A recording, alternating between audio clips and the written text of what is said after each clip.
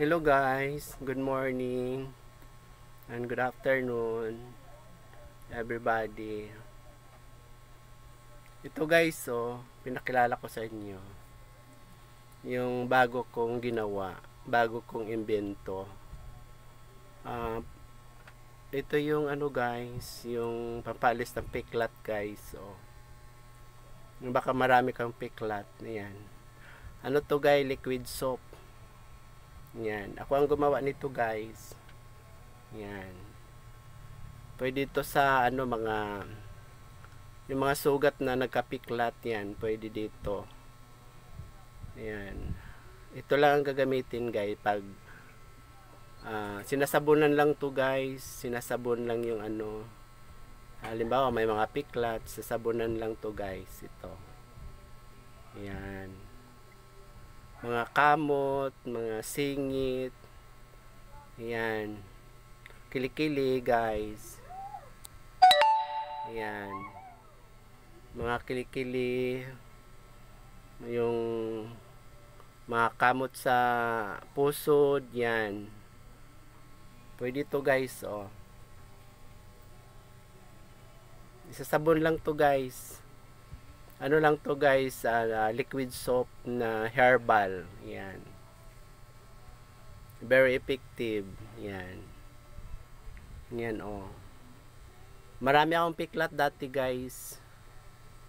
Marami akong piklat. Sa mga legs ko may mga piklat. Kasi bata pa ako siguro, marami akong mga sugat-sugat, naging di ba maraming langaw doon sa probinsya, nilalangaw yung mga natin, sugat, kaya nagkaroon ng piklat. Yan guys. Yan, mabilis siyang guys, mabilis siyang mawala. Yung lang, parang magic. Yung gamit ka lang nito, sabon ng sabon, tapos hindi mo na malaya na wala na ang piklat mo. Yan. Ito lang solusyon guys, hindi siya hindi siya delikado kasi more on herbal. Gawa sa tubig, sabon at saka herbal leaves. Yan. Ito. Maganda to guys kasi pwedeng paligo sa katawan, sa buhok. Pwede to sa lahat guys to. Pwede sa baby, pwede sa matanda, binata, dalaga. Yan. Pwede yan guys. Maganda to guys kasi very effective. Yan.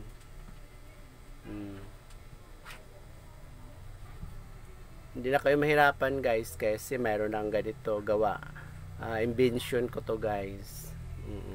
Matagal ko to pinag-aralan bago na kompleto na guys. Yan. Ginamit ko na guys sa sarili ko. Ako muna nag-trial. Lahat na piklat ko nawala na talaga guys. Wala nang natira. Wala na. Bumalik na sa dati niyang kulay. Kung ano yung balat mo, bumalik na siya sa dating kulay niya. Nagla-light pa siya guys. Yan. Gamit na nito guys. Herbal leaves, liquid soap. Yan, pampalis ng piklat.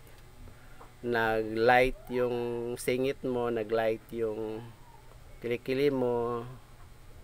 Ayan guys, yan maraming piklat yung mga kamay ko dati guys. Alam mo naman sa probinsya, di ba? Masyadong marami akong sugat dati guys sa mukha dito. Tapos dati nagbi-makeup ako, tapos nangitim yung dito ko guys.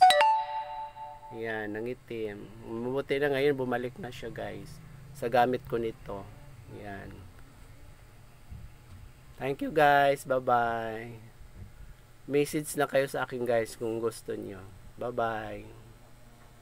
Yan guys.